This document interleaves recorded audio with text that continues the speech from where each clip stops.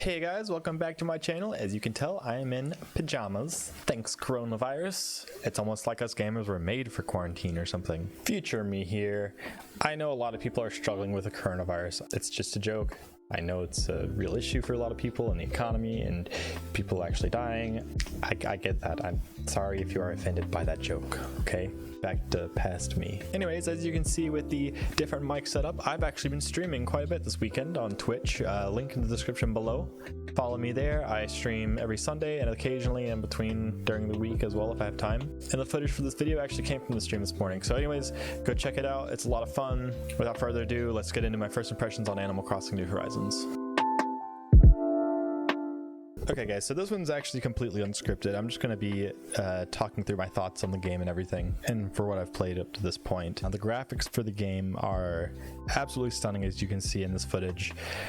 It's easily the best looking Animal Crossing we've ever had. It looks absolutely beautiful. The game starts out with you talking to Timmy and Tommy, and they set up your passport, and then you choose like whether you're a male or female, and like your general basic style, and your name and birthday, and that kind of normal stuff. And you choose between like 4 maps, and then you start on your island. I don't know if you watched my 10 reasons to be excited or not for Animal Crossing video from last week, but essentially one of the things I think I was hoping for was the ability to skip over having to wait for certain tools by being able to craft them.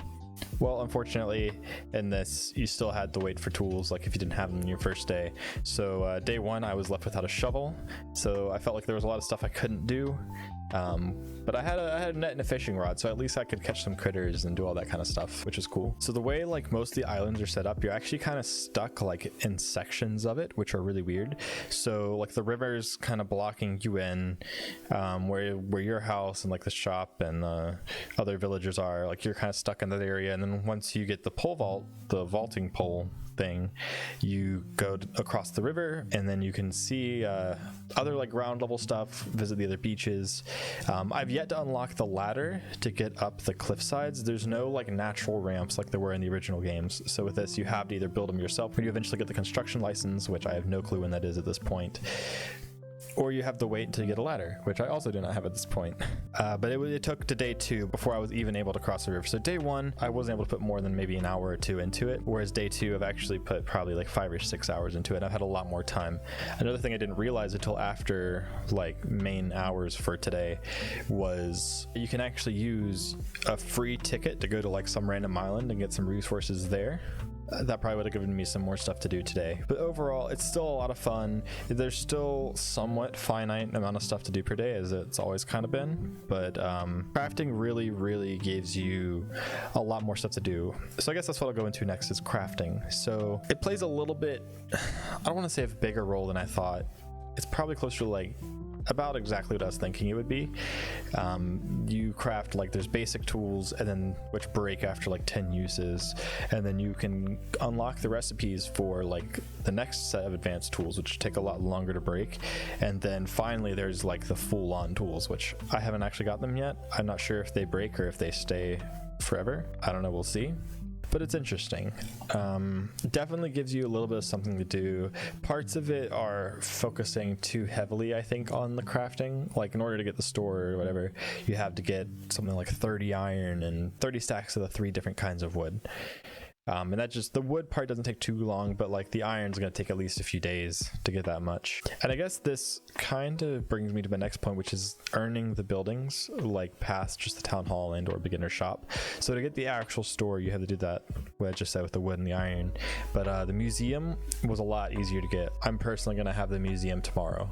It's going to be built, and I got like the starter for it today. So within 1 day I got the Blathers. Within the second day I'm gonna have the museum coming. So museum took really fast. The store seems to be the next one, but that's gonna take a few days to grind out the materials for that. And honestly, that's probably my biggest issue with the DIY stuff, is that it can be a bit of a grind to get the materials that you need. But overall, I'd still think it's a fun experience and adds a little bit more depth to the game in a good way. Okay, so I'm actually going to get into the next topic, which is the Nook Miles.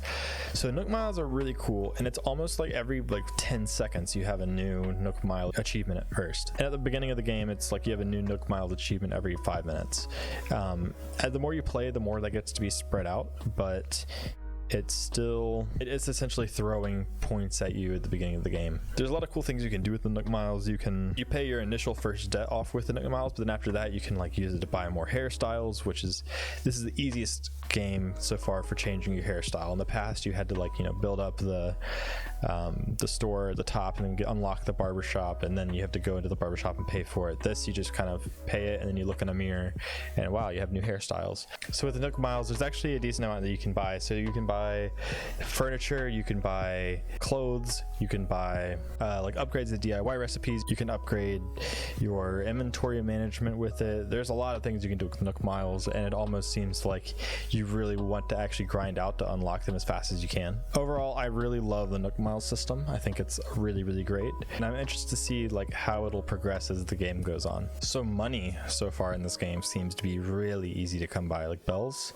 I'm on day 2 and I've already raised like 70,000 bells out of the close to 100,000 you need for your first like house upgrade. After you get out of the tent, you get a house, and then the next house upgrades close to 100,000 bells. I'm already like 70% of the way there in 2 days. It's incredibly easy to do. I feel like the bell amount for like shells and stuff and fish are higher than they were in the past. I could be wrong. It definitely feels like it's handing you out a little bit more money than usual. One thing that was really interesting is the second day in your mailbox, it gives you a second fruit for your, like a foreign fruit for your town. In the past, you had to typically wait like a good fair bit before you'd be able to find another fruit. With this, they kind of just give you one right out the gate, which is kind of weird that they would do it on this one, because this is the easiest Animal Crossing ever to go and visit your friend's town. All you have to do is just open your gate and anybody on your Nintendo Switch friends list can join your town. Or you can just give them the really long code, but being able just to have it on your friends list and be open makes it super easy, and then you can just trade fruit. And I guess this kind of ties into the game hands you so many bells right off the gate. Oh, and also speaking of the game handing you out bells, weeds. You can pick up weeds and have them in stacks of 99. They sell for something like 10 bells or so per weed, but when you have 150, it's, you know, 1,500 bells, which is it's pretty good for just pulling them up and getting nothing. It kind of rewards you for cleaning up the island. One more thing about the DIY experience is that even though I have a house, I'm really not that concerned with like decorating my house at the moment, or like trying to find the furniture in the same way I was in previous games, because I would always go straight for like looking for modern furniture, whereas this one, I'm more focused on trying to like build up my island than build up my house. I think that is a good thing. Building up your entire island, it definitely gives you a lot more to do in the game than just trying to build up your furniture in your house and stuff. But we'll see how it turns out with my house and stuff. It might be that, like, you know, once I start getting the design set that I like, then I start focusing on like getting my house better. But yeah, so far the focus on day 2 is trying to get my island. I don't really care about my house all that much, besides, you know, paying off the mortgage. So yeah, these are kind of like my first impressions on the different aspects of the game. I'm sure there's stuff that I'm not thinking of off the top of my head right now. Overall, I would say at this point, it's at least tied for my favorite Animal Crossing game of all time, if not my favorite.